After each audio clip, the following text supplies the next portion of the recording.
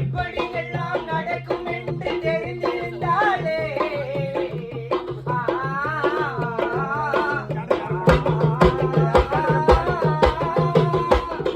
இப்படி எல்லாம் நடக்கும் என்று தெரிந்திருந்தாலே அந்த இறைவனிடம் நாங்கள் எல்லாம் கேட்டிருப்போமே. வாழ்க்கையிலே தனித்தங்கமாக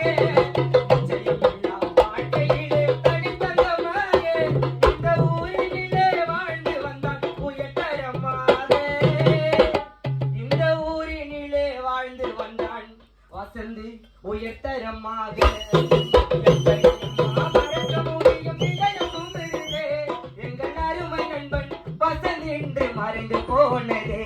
இதை எப்படி அம்மா